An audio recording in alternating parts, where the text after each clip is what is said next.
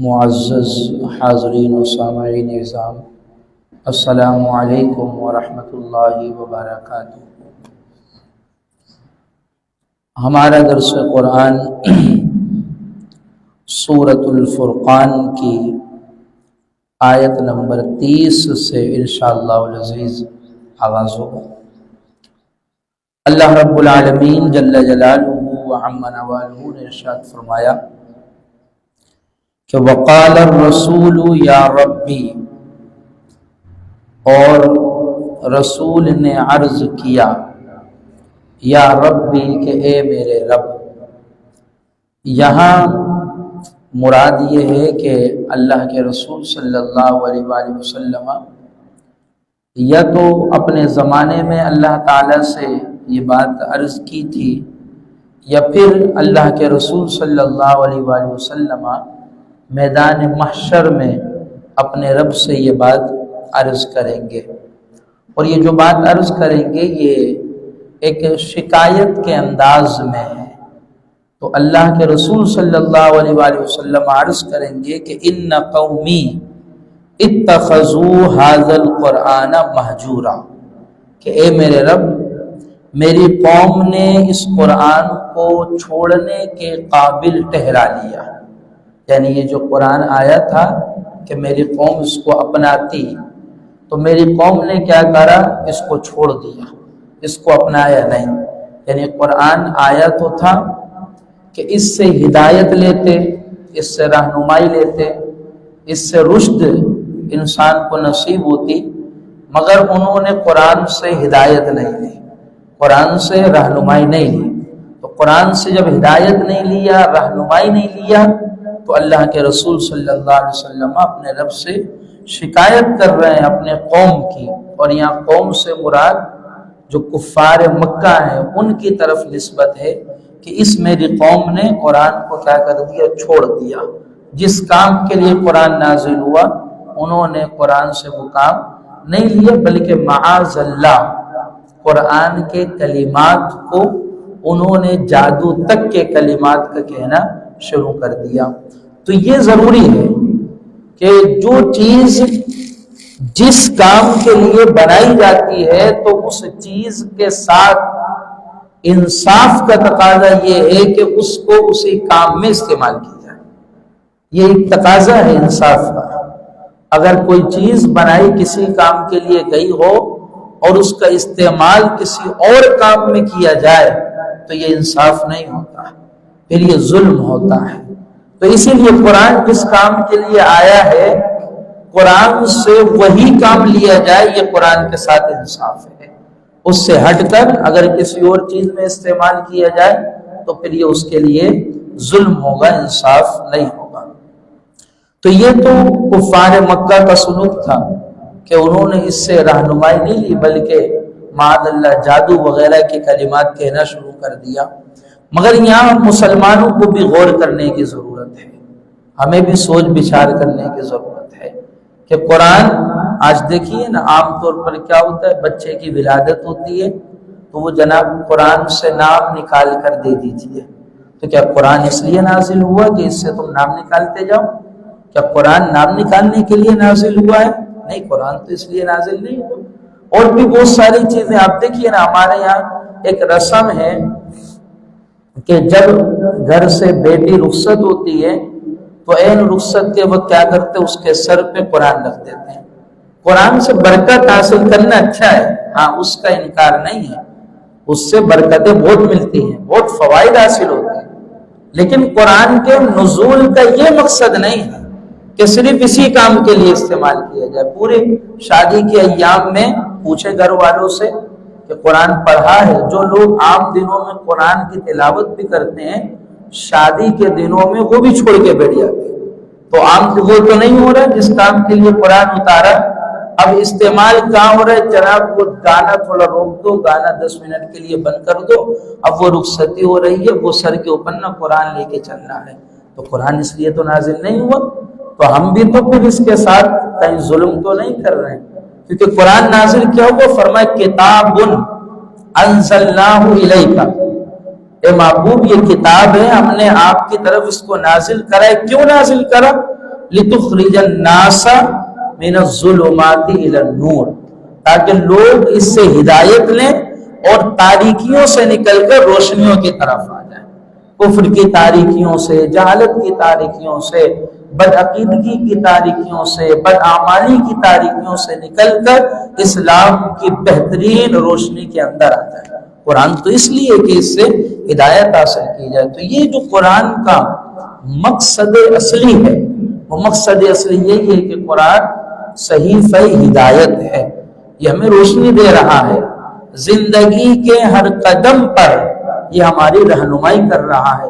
بس ضرورت اس عمر کی ہے کہ ہم اس کو اپنا رہنما بنائیں، ہم اپنا رہبر بنائیں۔ ہم نے رہنما اس قرآن کو نہیں بنایا، یہی وجہ ہے آج ہم انحطاط کی طرف گئے ہوئے ہیں۔ ہم نے اپنا آئیڈل، اپنا رہبر، رہنما اس طرح چیزوں کو نہیں بنایا، تو آج ہم کیا ہیں؟ زوال کی طرف گئے ہوئے ہیں۔ تو ضرورت اس عمر کی، اللہ نے اس کو ہمارے لیے، اس کو کہا جاتا ہے کہ the glorious Quran is the complete code of life۔ یہ قرآن، مقدس قرآن، یہ زندگی کا مکمل نمونہ پیش کرتا ہے، بشرطے کہ انسان اس کو اپنائے تو صحیح۔ یہ ہر ممکن راستے پر یہ انسان کو رہنمائی کرتا ہے۔ اب دیکھیں نا، جن لوگوں نے قرآن میں غوطہ زنی کرا، قرآن کے معانی اور مطالب میں غور و فکر کرا، وہاں ہمیں حضرت عبداللہ ابن عباس کا قول ملتا ہے نا، جس کو جلال الدین امجدی انہوں نے جلال الدین سیوطی رحمۃ اللہ تعالی علیہ نے الاتقان کے اندر لکھا ہے۔ انہوں نے فرمایا کہ اگر میرے اونٹ کی رسی گم ہو جائے، فرمایا اس رسی کو تلاش کرنے کے لیے میں قرآن مجید کا مطالعہ کروں گا کہ اس کے ذریعے سے مجھے وہ بھی مل جائے گی۔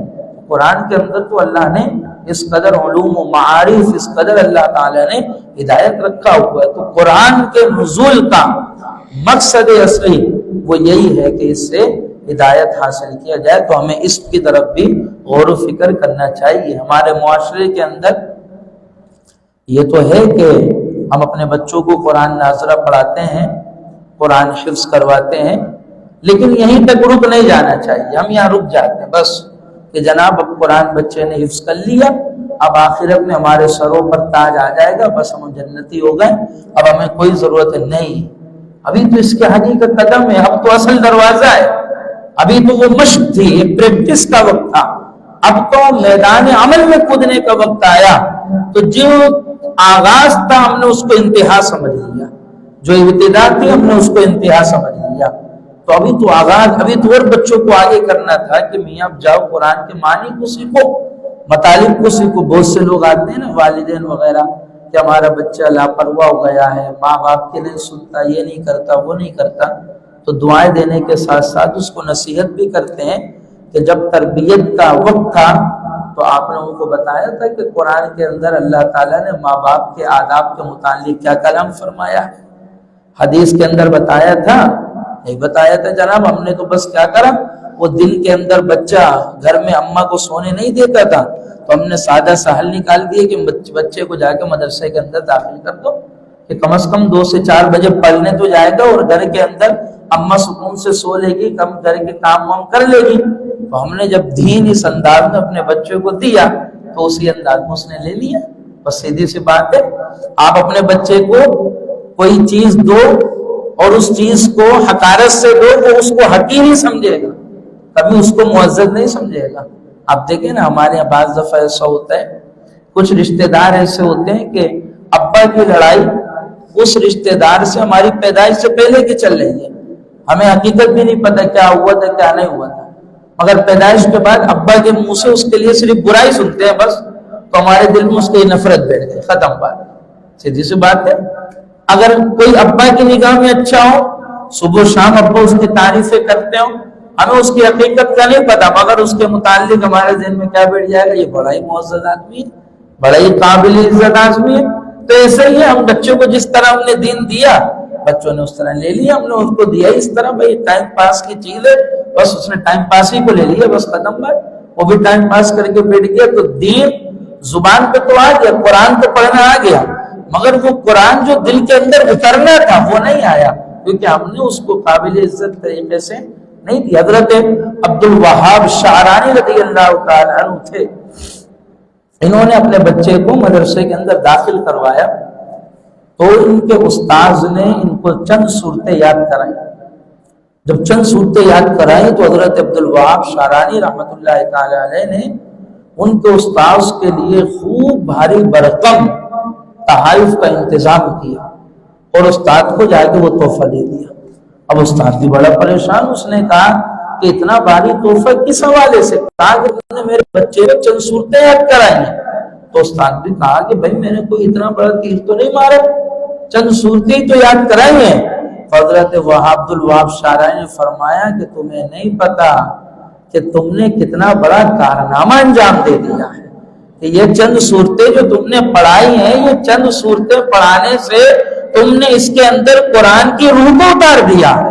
اس کو قرآن سے محبت ہو گئی ہے. یہ بچہ قرآن کی باتیں کرتا ہے، پڑھنے کی باتیں کرتا ہے، سنورنے کی بات کرتا ہے. یہ زندگی اس کے سنورنے کے لیے ٹرک پر چل چکی ہے اور یہ کام معمولی کام نہیں ہے، یہ بڑا مشکل کام ہوتا ہے.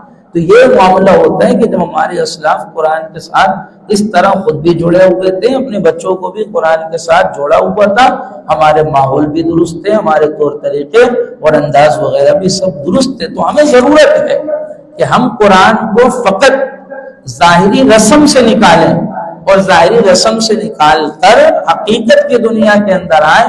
جس کام کے لیے اللہ نے قرآن کو نازل کیا ہے اس کام کے اندر ہم توجہ دیں.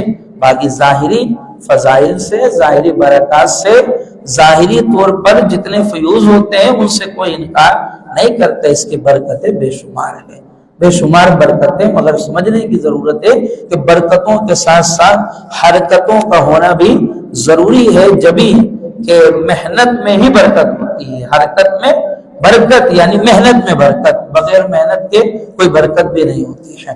پھر آگے اللہ تعالیٰ نے ارشاد فرمایا کہ وَكَذَلِكَ جَعَلْنَا لِكُلِّ نَبِيٍّ عَدُوًّا مِّنَ الْمُجْرِمِينَ، اور اسی طرح ہم نے ہر نبی کے لیے دشمن بنا دیے تھے مجرم لوگوں میں سے.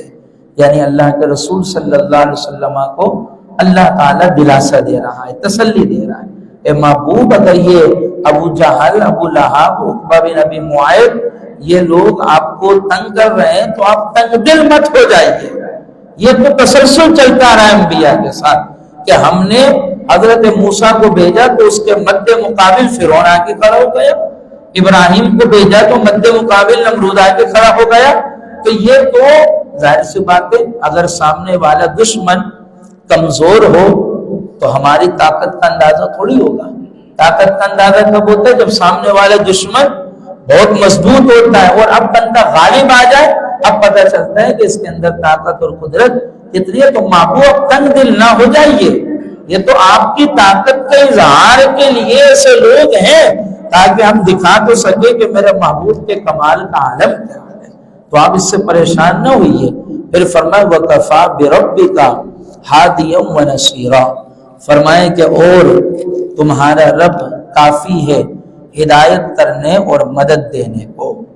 دلاسا دے رہے ہیں، تسلی دے رہے ہیں، محبوب آپ پریشان نہ ہو، یہ آپ کا رب کافی ہے ہدایت دینے کو اور مدد دینے کو. بعض لوگوں نے اس آیت مبارکہ سے یہ معنی نکال لیا کہ دیکھو مدد صرف اللہ تعالیٰ کی ہوتی ہے اور لوگوں کی مدد نہیں ہوتی ہے. تو یہ معنی غلط ہے، اس لیے کہ اللہ نے قرآن مجید میں ایک مقام پر فرمایا کہ وَتَعَاوَنُوا عَلَى الْبِرِّ وَالتَّقْوَى، فرمایا کہ نیکی اور اچھائی کے کام میں دوسرے کی مدد کرو. تو اگر لوگوں کی مدد کرنا غلط ہوتا یا لوگوں سے مدد حاصل کرنا غلط ہوتا تو اللہ تعالیٰ قرآن میں کیوں کہتا ہے لوگوں سے مدد کرو؟ یا قرآن میں کیوں کہتا ہے لوگوں تم ایک دوسرے کی مدد کرو؟ تو یہاں معاملہ یہ ہے کہ ہم سب کا عقیدہ ہے میں اسی وقت مدد کر سکتا ہوں نا جب اللہ تعالیٰ مدد کرنے کی مجھے قدرت دے گا. اگر اللہ تعالیٰ مجھے قدرت نہ دے میں کیسے مدد کر سکتا ہوں؟ تو حقیقت میں قدرت دینے والا کون ہے؟ اللہ تعالیٰ.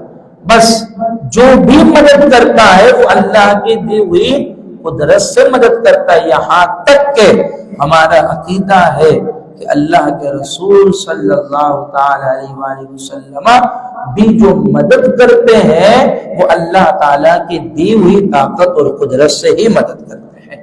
تو حقیقی طور پر تو قدرتوں کا مالک اللہ ہے نا، وہی تو اللہ تعالیٰ فرما رہے وَكَفَى بِرَبِّكَ هَادِيًا وَنَصِيرًا. پھر فرمایا وَقَالَ الَّذِينَ كَفَرُوا، اور کافر لوگ بولے، کافروں نے اعتراض کیا، اس اعتراض کو اللہ نے قرآن کے اندر بیان کیا۔ وہ کیا اعتراض کیا؟ لولا نزل علیہ القرآن جملۃ واحدہ، کہ قرآن ان پر ایک بار کیوں نہ اتار دیا گیا۔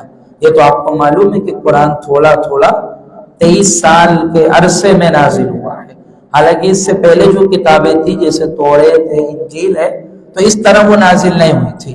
وہ کیا تھی؟ وہ یک مشت اللہ تعالیٰ نے ان کو صحیفہ کی صورت میں معجزاتی طور پر عطا کر دیا تھا۔ تو قرآن کے نزول میں اور ان کتابوں کے نزول میں یہ فرق ہے کہ قرآن تھوڑا تھوڑا 23 سال کے عرصے میں اترا ہے، اور توریت اور انجیل کا معاملہ یہ کہ وہ یک مشت ایک ساتھ ہی سب دے دے گی۔ اور ایک دوسرا فرق بھی ہے، دوسرا فرق یہ ہے کہ توریت اور انجیل یہ اللہ تعالیٰ نے اپنے انبیاء کو لکھا ہوا نسخہ عطا فرمایا کہ ان کے پاس تحریر آئی تھی، اور قرآن تحریری صورت میں نہیں آیا، قرآن زبانی صورت میں آیا ہے۔ اللہ تعالیٰ جبرائیل امین کو بھیجتا تھا، وہ جبرائیل امین پڑھ کر سناتے تھے، اور تحریر کے مقابلے میں زبانی بات معنی اور مفہوم کے اعتبار سے زیادہ پختہ ہوتی ہے، کیونکہ تحریر میں لب و لہجہ کا اظہار نہیں ہوتا، لیکن زبان سے لب و لہجے کا اظہار ہوتا ہے۔ لیکن مثال کے طور پر کوئی طالب علم استاذ کے پاس آئے اور کہے کہ استاد صاحب مجھے چھٹی دے دیجئے، استاد کہ ٹھیک ہے بیٹا میں آپ کو چھٹی دیتا ہوں، ایک یہ ہے۔ دوسرا کیا؟ ٹھیک ہے بیٹا چھٹی دیتا ہوں تمہیں میں۔ دونوں میں کتنا فرق ہے؟ ایک میں اظہار ہے کہ بھائی ٹھیک ہے تم جاؤ، دوسرے میں غصہ ہے، ایک میں رضا ہے دوسرے میں غصہ ہے۔ ایسے دیکھیے اللہ تعالیٰ نے قرآن مجید میں فرمایا نا کہ حضرت ابراہیم علیہ السلام نے جب ستاروں کو دیکھا تو کیا کہا؟ ہاذا ربی، ہاذا ربی، جس کا مطلب کہ یہ میرا رب ہے۔ اب اگر آپ اس کا یہ معنی لوگے یہ میرا رب ہے تو یہ تو شرک ہو جائے گا۔ ایک نبی ستاروں کو کہہ رہا ہے یہ میرا رب ہے، لیکن یہاں حضرت ابراہیم نے یوں نہیں کہا تھا ہاذا ربی یہ میرا رب ہے، بلکہ حضرت ابراہیم نے یوں کہا تھا یہ میرا رب ہے۔ استفہام تھا، خبر نہیں تھا۔ دیکھیے جملہ لکھے ہوئے کیا ہے؟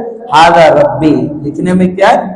ہاذا ربی، لیکن بتانے میں کیا؟ ایک یہ کہ یہ میرا رب ہے، یہ کفر ہے، شرک ہے، لیکن دوسرا کہ یہ میرا رب ہے، یہ استفہام ہے، یہ عین ایمان ہے۔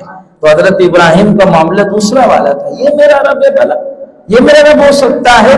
تو اس طرح تو بولنے میں اور لکھنے میں اس طرح کا فرق ہوتا ہے۔ تو اللہ تعالیٰ نے اپنے محبوب کو یہ کلام جو دیا، یہ زبانی کلام دیا کہ 7 الفاظ کے جتنے معنی اور مطالب تھے اللہ تعالیٰ نے سب اپنے محبوب کو عطا فرما دیا۔ فرمایا الرحمن علم القرآن، رحمان ہے وہ جس نے اپنے محبوب کو قرآن کی تعلیم دیا ہے، خود اللہ نے اس کو سکھا دیا۔ پھر اس کے اندر یہ بھی ہے نا، آپ دیکھیے نا حضرت موسیٰ علیہ السلام سے جب اللہ تعالیٰ نے پوچھا تھا کہ تمہارے ہاتھ میں کیا ہے، تو انہوں نے کتنا لمبا جواب دیا، ہی عصایا اتوکل علیہا واعوذ بی علی غنمی ولی فی مآرب اخری۔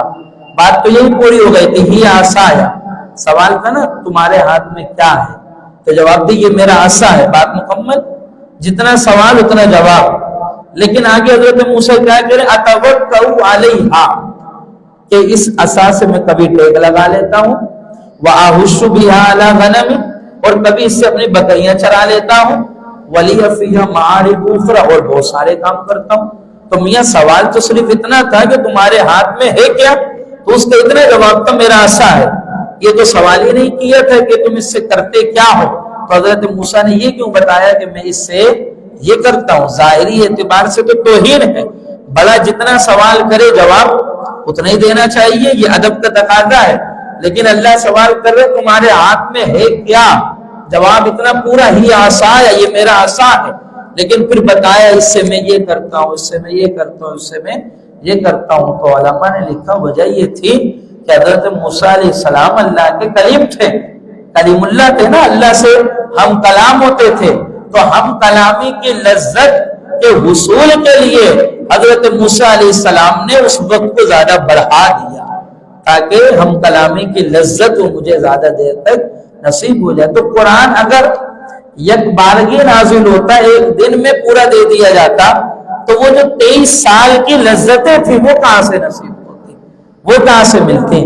تو 23 سال کی جو لذتیں اس محبوب اور محب کے درمیان کا معاملہ تھا، تو 23 سال میں وہ لذتیں بھی حاصل ہو رہی تھی، اور 23 سال کی مدت کے اندر اللہ تعالیٰ نے اپنے محبوب کے دل کو گفتگی بھی نصیب فرما دیا تھا۔ تو اس طرح وہ محبوب اور محب کا معاملہ تھا۔ پھر آگے اللہ تعالیٰ نے ارشاد فرمایا کذالک لنثبت بہ فؤادک، کہ ہم نے آہستہ آہستہ اس لیے اتارا ہے تاکہ تمہارا دل ہم مضبوط کر دیں، اور فرمایا کہ ورتلناہ ترتیلا، اور ہم نے اسے ٹہر ٹہر کر پڑھا۔ اب دیکھیے اللہ تعالیٰ کیا فرما رہے کہ ہم نے اسے ٹہر ٹہر کر پڑھا، حالانکہ اللہ تعالیٰ تو پڑھتا ہی نہیں تھا، پڑھتے تو حضرت جبرائیل امین تھے، جبرائیل امین لے کر آتے تھے نا، اللہ تو نہیں لے کر آتا۔ تو کہنا تو یہ چاہیے تھا کہ جبرائیل امین نے اس کو ٹہر ٹہر کر پڑھا، لیکن اللہ نے جبرائیل امین کو نہیں کہا کہ جبرائیل امین نے ٹہر ٹہر کر پڑھا، بلکہ کیا کہا ہم نے اس کو ٹہر ٹہر کر پڑھا۔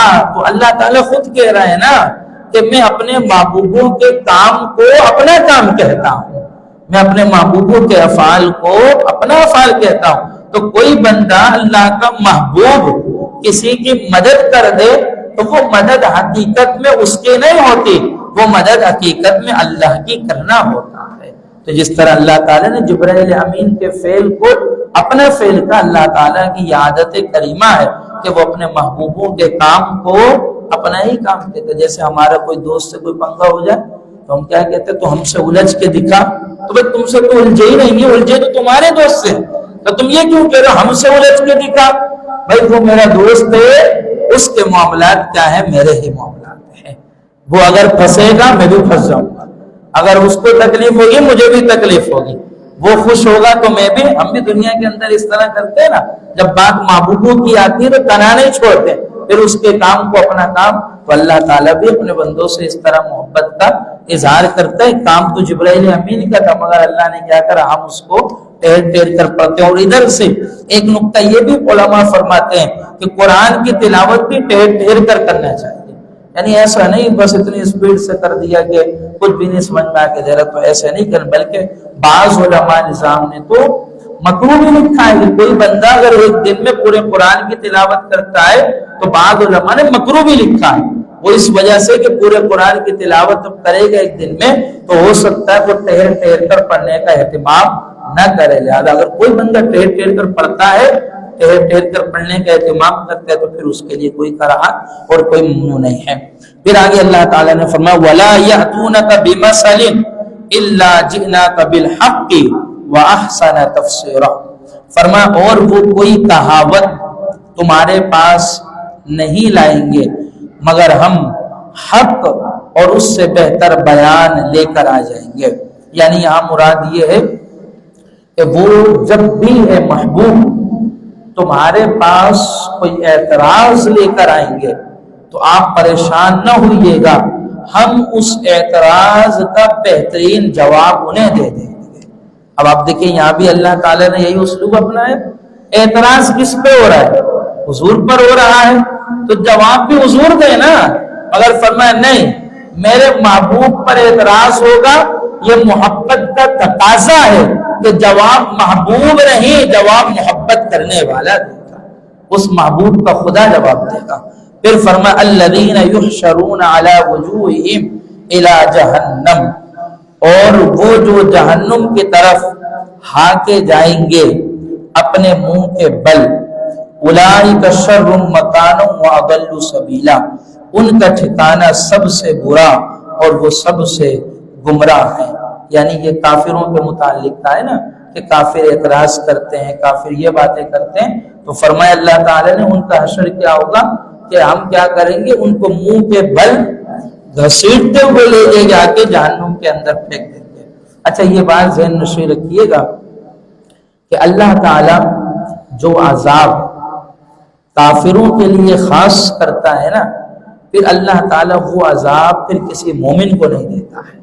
ہاں جو عذاب اللہ تعالیٰ نے کافروں کے لیے خاص کر لیا ہے، پھر وہ عذاب اللہ تعالیٰ کسی مومن کو نہیں دیتا، اس سے ہلکا عذاب ہوتا ہے. اور دیگر تو یہاں جو فرمایا نا کہ منہ کے بل گھسیٹتے ہوئے لے کر جائیں گے، تو اب یہاں سے علماء اعظم نے فرمایا کہ یہ تو جہنم میں جانے والوں کا معاملہ ہوگا کہ منہ کے بل گھسیٹتے ہوئے ان کو وہاں لے کر جائیں گے، مگر مومن جب جنت کے اندر جائیں گے تو فرمایا پھر ان کی شان کا عالم ہی کچھ ہوگا کہ وہ شان و شوکت کے ساتھ جنت کے اندر داخل ہوں گے. پھر آگے اللہ تعالیٰ نے ارشاد فرمایا وَلَقَدْ آتَيْنَا مُوسَى الْكِتَابَ وَجَعَلْنَا مَعَهُ أَخَاهُ هَارُونَ وَزِيرًا، اور بے شک ہم نے موسیٰ کو کتاب عطا فرمائی اور اس کے بھائی ہارون کو وزیر کیا. یعنی آپ دیکھیے نا، جو وزیر ہوتا ہے وہ بڑے والے سے درجے میں نیچے ہوتا ہے. تو ہر نبی نفس نبوت میں برابر ہے، ہر نبی نفس نبوت میں برابر ہے، لیکن فضیلت میں فرق ہے. اللہ تعالیٰ نے خود قرآن میں فرمایا تِلْكَ الرُّسُلُ، یہ رسول ہیں، یہ انبیاء ہیں، فَضَّلْنَا بَعْدَهُمْ عَلَى بَعْدٍ، کہ ہم نے ان میں سے بعض کو بعض پر فضیلتیں دی ہیں. تو نفس نبوت میں سب برابر ہے مگر فضیلتوں میں تفریق ہے. اسی لیے تمام انبیاء اعظام میں فضیلت کے اعتبار سے سب سے اعلیٰ درجہ وہ ہم سب کے آقا و مولا حضرت محمد مصطفیٰ صلی اللہ علیہ وسلم کا ہے کہ فضیلتوں میں سب سے اعلیٰ درجہ ہے. پھر فرمایا فَقُلْنَا اذْهَبَا إِلَى الْقَوْمِ الَّذِينَ كَذَّبُوا بِآيَاتِنَا، تو اللہ تعالیٰ نے فرمایا کہ ہم نے کہا، یعنی حضرت موسیٰ اور حضرت ہارون سے کہا، کیا کہا؟ اذْهَبَا، تم دونوں جاؤ، إِلَى الْقَوْمِ الَّذِينَ، اس قوم کے پاس جس نے كَذَّبُوا بِآيَاتِنَا، ہماری آیتوں کو جھٹلایا ہے. یعنی فرعون کی طرف اور قوم فرعون کی طرف. اب تم ان کی طرف جاؤ، تبلیغ کرو جنہوں نے ہماری آیتوں کو جھٹلایا. ابھی تک کتاب بھی نازل نہیں ہوئی تھی اور ابھی تک معجزات کا اظہار بھی نازل نہیں ہوا تھا. تو یہاں پھر انہوں نے کن چیزوں کا جھٹلایا؟ تو کہتے ہیں یہاں پر انہوں نے قانون قدرت کو جھٹلایا ہے، اللہ تعالیٰ کے انتظام اور اس کے نظام کو جھٹلایا ہے. تو فرمایا فَدَمَّرْنَاهُمْ تَدْمِيرًا، پھر ہم نے انہیں تباہ کر کے ہلاک کر دیا. یعنی پھر ہم نے کیا کرا؟ جب انہوں نے حضرت موسیٰ کو نہیں مانا، حضرت ہارون کو نہیں مانا، ان کی باتوں کو نہیں مانا، ان کی تبلیغ کو نہیں مانا، تو ہم نے کیا کرا؟ ان کو ہلاک کر دیا. تو اللہ تعالیٰ پہلے قوموں کو موقع دیتا ہے، پہلے موقع دیتا، ڈائریکٹ ہلاک نہیں کرتا. چاہتا تو حضرت موسیٰ اور ہارون سے پہلے ہی فرعون اور قوم فرعون کو غرق کر دیتا، ہلاک کر دیتا، مگر نہیں، پہلے موقع دیا کہ حضرت موسیٰ کو بھیجا، حضرت ہارون کو بھیجا، جا کے انہوں نے تبلیغ کری، تبلیغ کے بعد معجزات دکھائے، اللہ کی قدرتوں کا اظہار کروایا، اپنی نبوت کے حقانیت کے لیے بہت ساری دلیلیں دی، سب کچھ کر دیا. اب قوم نہیں مانی، پھر اللہ نے ہلاک کر دیا. تو اللہ تعالیٰ اس طرح قوم کو پہلے موقع دیتا ہے. تو موقع کے اندر ہمیں چاہیے کہ اس موقع کو اویل کریں، اس موقع کو استعمال کریں. یہی معاملہ امت مسلمہ کا بھی ہے کہ امت مسلمہ کو اللہ تعالیٰ نے ایک شرف یہ بھی دیا ہے، فرمایا کہ اے محبوب جب تک آپ ان میں موجود ہیں ان کو میں کبھی بھی مجموعی طور پر ہلاکت میں نہیں مبتلا کروں. تو یہ تو اللہ کے رسول صلی اللہ علیہ وسلم کی شان ہے کہ حضور علیہ السلام ہم میں ہیں. یہ امت اجتماعی طور پر کسی بھی آزمائش میں مبتلا نہیں ہوگی، مگر انفرادی طور پر سوچنے کی ضرورت ہے. انفرادی طور پر آج آپ دیکھیں نا امت مسلمہ کے جو معاملات ہیں بھی، آپ دیکھیں عراق کا معاملہ ہوا، لبنان کا معاملہ ہوا، آپ دیکھیں آغاز ادھر سے چلتا ہوا آیا. پھر برما کے اندر کتنے معاملات ہوئے، سمندروں کے پیچھے دریاؤں کے کناروں پر کتنے مسلمانوں کی لاشیں آپ دیکھیں آج بھی موجود ہیں انٹرنیٹ پر، اور آپ خبریں اٹھا کے دیکھیں تو آپ کے نگاہوں کے عراق کے اندر کیا ہوا؟ پورا کنٹینر مسلمانوں سے بھرا اور کئی کنٹینر مسلمانوں سے بھر کر اس کو آگ لگا دیا گیا. یہ سب نہیں ہوا کیا؟ لبنان کے اندر معاملہ نہیں ہوا کیا؟ پھر یہ برما کا معاملہ، برما کے بعد پھر یہ شام کی باری آئی، پھر اہل شام کے ساتھ کیا کیا سلوک کیا گیا، کیا کیا معاملہ کیا گیا. یہ ساری تو ماضی قریب کی باتیں ہیں، یعنی یہ تو وہ باتیں جو ہم نے اپنے ہوش میں دیکھی.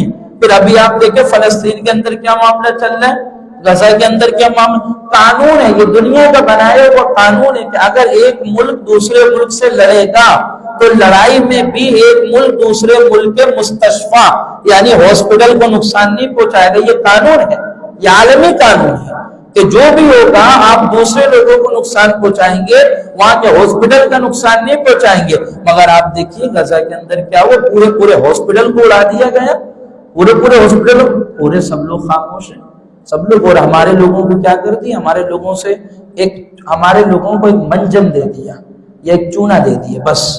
اور منجن اور چونا کیا کہ بھائی تم مسلمان ہو، تم فرقوں میں بٹے رہو گے، تم کچھ نہیں کر سکتے بس. اس کو میں ایک چونا اور منجن بولتا ہوں بس. ہمارے میڈیا والوں نے بھی یہی نقبہ لاپ لیا کہ بھائی مسلمان فرقوں کے اندر پڑے رہیں گے، کچھ نہیں کر سکتے. اور اب کیا ہو گیا، اب لوگوں کے ذہنوں میں بھی یہی بات ڈال دی گئی کہ یہ فرقوں میں پڑے رہیں گے، کچھ نہیں ہو پائے گا، فرقوں میں پڑے رہیں گے کچھ نہیں ہو پائے گا. یہاں کون سے منجن بیچ رہے آپ؟ یہ فرقہ آپ یہ مت سمجھیے گا کہ یہ فرقوں کی وجہ سے ہم تباہی کا شکار ہیں. نہیں، ہم فرقوں کی وجہ سے تباہی کا شکار نہیں. فرقوں کا آغاز تو حضرت علی کے زمانے میں خوارج نہیں نکلے تھے، وہاں سے نور نکلا. تو کیا حضرت علی کے بعد حضرت عمر بن عبدالعزیز کا زمانہ نہیں آیا تھا؟ اس دور میں کیا امت مسلمہ نے ترقی نہیں کی تھی؟ تو کیا وہ زمانہ فرقوں سے خالی تھا؟ نہیں، وہ زمانہ تو فرقوں سے بھرا ہوا تھا. مگر امت نے اس زمانے کے اندر ترقی کی. صلاح الدین ایوبی کے زمانے کی آپ مثالیں دیتے ہیں. میرا سوال ہے کہ صلاح الدین ایوبی کے زمانے میں کیا فرقے نہیں تھے؟ فرقے اس زمانے میں موجود تھے اور بہت فرقے موجود تھے. اور آج تو ہم علمی اعتبار سے کمزور ہیں، ہم تو بیس و مباحثہ نہیں کرتے. اس زمانے میں تو علمی اعتبار سے لوگ مضبوط تھے، وہاں تو بیس و مباحثہ ہوتا تھا. تو زمانوں کے اندر وہاں بھی فرقے رہے. تو کیا فرقوں کے دوران امت مسلمہ نے ترقی نہیں کیا؟ سب کیا. آپ جس دور کی مثال اٹھا لیں، امت کیا یہ جو عثمانی سلطنت کی مثالیں دیتے، کیا اس زمانے کے اندر یہ بغداد وغیرہ کے اندر یہ سقوط کے اندر کیا فرقے نہیں تھے؟ کتنے بحث و مباحثہ ہوتے تھے، کتنی باتیں ہوتی تھی، کتنے لوگ مناظرے کرتے تھے، بہت کچھ ہوتا تھا. مگر کیا ترقی نہیں؟ ترقی ہوئی ہے، کیوں نہیں ہوئی ہے؟ تو یہ منجن ہے، بس لوگوں کو الجھا دیا گیا کہ تم فرقوں میں بڑھ گئے، تم کچھ نہیں کر سکتے. سب کچھ کر سکتے ہیں. اصل طرف سے ہماری نگاہ ہٹا دی گئی، ہمارے جو کرنے کے کام ہے وہ ادھر سے ہٹا دیا گیا، ہمیں الجھا دیا گیا. اب دیکھیں نا، لوگ مایوس ہو کے بیٹھ گئے، جناب فرقے میں بٹے میں کچھ بھی نہیں کر سکتے، مایوس ہو کے بیٹھ گئے. جو بندہ کچھ کر بھی سکتا ہے نا، اس کے دل میں بھی مایوسی ڈال دی. جو بندہ کچھ کرنے کی قابلیت بھی رکھتا ہے، اس کے دماغ کو مفلوج کر دیا، اس کے دماغ کو بیکار کر دیا. وہ کچھ سوچ ہی نہیں رہا، وہ بس اس کے ذہن میں ایک بات ہے، فرقہ ہے میں کچھ نہیں کر سکتا، بس اس کی ساری صلاحیتیں ختم، ساری قابلیتیں ختم. تو پھر جی کیوں مر جاؤ؟ پھر جب کچھ نہیں کر سکتے تو مر تو سکتے ہو، مر جاؤ، دفع ہو جاؤ پھر. تو یہ سب بکواس ہے، یہ بیکار کی باتیں ہیں. بس ایسے لوگوں کو خریدا جاتا ہے، ایک لوگوں کو بڑے بڑے لفافے دیے جاتے ہیں کہ بس لوگوں کے اندر اس طرح کی باتیں کرو تاکہ لوگ کیا ہو جائے، مایوس ہو جائے. اس امت کا سب سے بڑا معاملہ ہے یہ کہ یہ امت ترقی اسی وقت کرتی ہے جب اس امت کے دلوں سے مایوسی کے پردے ہٹ جاتے ہیں. آپ دیکھیں نا، آج بھی افواج پاکستان میدان میں کودتی ہے اور دوسرے لوگ ڈر کے بھاگ جاتے ہیں. وجہ کیا ہے؟ وجہ سب سے بڑی یہ ہے کہ یہاں کے لوگ کہتے ہیں کہ ہم مر جائیں گے تو ہمیں شہادت کی موت نصیب ہو جائے گی، اور وہ دعا کر کے میدان میں کودتے، میرے مولا مرنا تو ویسے ہی ہے، شہادت کی موت مل جائے تو پھر مقام ہی کچھ ہو رہے. تو وہ تو کفن باندھ کر نکلتے. اور دوسرے لوگ ہیں بزدل ہیں، دوسرے لوگ کمزور لوگ ہیں، مایوس لوگ ہیں، وہ کمزور ہیں، کوتا دل ہیں، کوتا بین ہیں. اب کیا کرتے؟ وہ مایوسی آ کے امت پر ڈال دی گئی، وہ کوتا بینی امت پر ڈال دی گئی، وہ کوتا دلی امت پر ڈال دی گئی اور اس امت کو مایوس کرتے، کچھ نہیں کر سکتے. میرا مدارس میں کیا ہو رہا ہے؟ اب دیکھو، اب چینلز دیکھیں، نیوز اینکروں کی باتیں سنیں، وہ ڈائریکٹ سوال، مدارس کیا کر رہے ہیں، علماء کیا کر رہے ہیں. اچھا بھائی، آپ کو کبھی اور پریشانی لائق نہیں ہو رہی؟ آپ دیکھیں سرکاری اسپتالوں کا کیا حال ہو رہا ہے. ابھی آپ کس سے بات چھپی ہوئی ہے؟ تو یہ سرکاری اسپتال کس سے بن رہے ہیں؟ آپ کو نہیں پتا؟ کیا سب پتہ ہے آپ کو؟ وہاں کیا سرکاری آپ اسکولوں کے اندر نہیں دیکھ رہے، بڑے بڑے وڈیروں کی بھینسیں اندر بندھی ہوئی ہے، بڑے بڑے لوگوں کی جا کے بکریاں اندر چل رہی ہیں. یہ سرکاری سرکاری اسکولوں کا کیا حال ہو رہا ہے؟ آپ اپنی سڑکوں کو دیکھیں، آپ ٹیکس دے رہے ہیں سڑکوں کے لیے، یہ کون سی سڑکیں آپ کی صحیح ہیں؟ کبھی اس کی پریشانی لائق نہیں ہوئی؟ آپ کبھی یہ مصیبت آپ پہ نہیں ہے آپ دیکھیں آپ بل لے کر پریشان گھومتے، میں نے تو اتنا استعمال بھی نہیں کیا، اتنے پیسے کہاں سے آ گئے؟ ابھی آپ دیکھیں گیس والوں نے اعلان کیا سب پریشان ہے، کوئی آواز نہیں، کوئی بات نہیں، کوئی نہیں کہہ رہے یہ لوگ بیٹے کیا کر رہے ہیں، وہ لوگ بیٹے کیا کر رہے ہیں، یہ لوگ اقتدار میں بیٹے کیا کر رہے ہیں، وہ لوگ اسمبلیوں کے اندر بیٹے کیا کر رہے ہیں، وہ کیا کر رہے ہیں۔ بھائی سب سے آنکھ بند کرو، یہ بتاؤ علماء کیا کر رہے ہیں، سب سے آنکھ بند کر لو، یہ بتاؤ مسجد میں کیا ہو رہا ہے، سب سے آنکھ بند کر لو، یہ بتاؤ مدرسے میں کیا ہو رہا ہے۔ مدرسے کا کوئی ایک آدھ کیس آ جاتا ہے، آپ دیکھو کیسا واویلا ہوتا ہے، ہماری نگاہوں سے چھپا نہیں، ہم بھی یونیورسٹی پڑھے ہوئے لوگ ہیں، کالجوں کی ہم نے بھی شکلیں دیکھی ہیں، کالجوں میں کیا ہو رہا ہے، کیا کسی کی چھپی ڈگی باتیں تھوڑی ہیں، یونیورسٹیز میں کیا ہو رہا ہے، چھپی ڈگی باتیں تھوڑی ہیں، کیا کیا بے حیائیاں ہیں، کیا کیا باتیں ہیں، کیا کیا چیزیں ہیں، آپ کتنی باتیں کریں گے، کتنے نغمے الاپیں گے، کتنی کہانیاں سنائیں گے، کوئی پریشان نہیں کہ کالج میں کیا ہو رہا ہے۔ ابھی اس وقت جتنے بھاری بھرکم اسکول ہیں، جتنے بھاری بھرکم کالجیں ہیں، آپ کو معلوم ہے وہاں ڈرگس یہ اب کیا نام ہے چھالیوں کی طرح بک رہا ہے۔ اس طرح ہمارے بچے نہیں اتنے پیسہ لے کے جاتے ہیں، انکل ٹافی دے دیں، انکل یہ چاکلیٹ دے دیں، انکل یہ چھالیاں دے دیں، یہ بڑے بڑے ڈرگس بکتے ہیں۔ اور آپ اگر آپ کا جانا ہو، ابھی میں نام نہیں لے سکتا، کچھ کالجز ایسے ہیں وہاں پہ اسموکنگ ایریا بنا ہوا ہے، ڈرگس ایریا بنے ہوئے ہیں، وہاں باقاعدہ جس کو اسموکنگ کرنی ہے، ڈرگس کرنے، وہ اس ایریا کے اندر جائیں گے اور اس ایریا کے اندر کر کے آئیں گے۔ ہاں فارغ ٹائم ہوتے ہیں، اسٹوڈنٹس جاتے ہیں، پروفیسرز وہاں کے جاتے ہیں، وہ یہ سب کر کے آ رہے ہیں، کسی کو پریشانی نہیں ہو رہی وہاں کیا ہو رہا ہے، کوئی نہیں سوال اٹھا رہا وہاں کس طرح ہو رہا ہے، کوئی نہیں باتیں کر رہا ہے کہ یہاں کیا ہو رہا ہے، سب کو پریشانی کیا ہے، مسجد میں کیا ہو رہا ہے میاں، مدرسے میں کیا ہو رہا ہے میاں، علماء کیا کر رہے ہیں۔ ٹھیک ہے سوال اٹھائیں، مگر ہر جہت سے اٹھائیں نا، یہ کیوں اٹھا رہے ہیں؟ اور اس کی وجہ صرف یہ کہ وہ براہ راست اسلام کو نہیں بول سکتے، بس مجبور ہیں، وہ اسلام کو بولیں گے ان کی گردنیں پکڑ لی جائیں گے۔ اب انہوں نے کہا لوگوں کے دلوں سے اسلام کی قوت اور اسلام کی جو پاور ہے وہ اسی طرح تو قائم ہے نا، مسجدوں سے قائم ہے، مدرسے۔ اب جو مسجد میں آتا ہے، جو مدرسے میں آتا ہے، تو اس کا دماغی توازن درست ہوتا ہے، وہ اللہ رسول کے بارے میں بکواس نہیں کرتا، وہ انبیاء کے بارے میں بکواس نہیں کرتا، وہ صحابہ کے بارے میں بکواس نہیں کرتا۔ تو اب وہ چاہ رہے ہیں کہ مدرسوں کو بدنام کر دو، مسجدوں کو بدنام کر دو، تاکہ لوگ مسجدوں سے نکل جائیں، مدرسوں سے نکل جائیں، تاکہ یہ بھی اللہ رسول کے بارے میں بکواس کریں، تاکہ یہ بھی صحابہ مسجد کے اندر تو روکا جاتا ہے نا، سمجھایا جاتا ہے، نہیں میاں ایمان خراب ہو جائے گا، ایمان کی دولت کیا ہے، ایمان کا معیار کیا ہے، جنت میں کس طرح جاؤ گے، کس طرح، جب بندہ یہاں آئے گا نہیں، یہ باتیں سنے گا نہیں، تو اس کے لیے آسان ہے کہ وہ 2 منٹ میں بھیگ جائے گا۔ تو وہ کہہ رہے ہیں کہ اب یہاں سے نکالو، اب کیسے نکالو، پکڑ کے تو نکال نہیں سکتے، دماغ خراب کر دو، بس مدرسوں پہ باتیں اٹھا دو، مسجدوں میں بات، جو غلط ہے اس کو ہم غلط کہتے ہیں، لیکن جو صحیح ہے اس کو غلط کہا جائے یہ بھی غلط ہے، تو صحیح کو صحیح کہا جائے، غلط کو۔ تو اس وقت ہم لوگ ان آزمائشوں میں ہیں، ان پریشانیوں میں ہیں، جو ہمارے منجن بیچ کر لوگوں نے لوگوں کا دماغ خراب کر دیا ہے، اور لوگ اس سے دور ہوتے جا رہے ہیں۔ آپ دیکھیے گا یہ نسل تباہ ہو جائے گی، اس طرح آنے والی جو ہمارے بچے ہیں، جو ہماری اولادیں، اگر ہم اس طرح دور ہوتے جائیں تباہ ہو جائیں گے۔ اسی لیے میں کہتا ہوں آپ لوگ آ کے اپنے بچوں کو بھی لایا کرو، ہاں بھلے چھوٹے چھوٹے بچے لے کر آؤ، بٹھاؤ ان کو، تاکہ ان کی عادت بنے، ان کے طور طریقے آئیں۔ آپ مرو سکون سے مرو، مرنے کے بعد قبر کے اندر آپ کو اس لیے ڈنڈے نہ پڑے کہ تو نے اولاد کی تربیت کیا کی تھی، آج وہ انبیاء کو گالی دے رہے ہیں معاذ اللہ، آج وہ کھڑے ہو کر حضرت امیر معاویہ کی شان میں گستاخی کر رہے ہیں، آج لوگ اس طرح نہیں کر رہے، سب کر رہے ہیں، کوئی حضرت اماں عائشہ کے بارے میں باتیں کر رہا ہے، کوئی حضرت امیر معاویہ کے بارے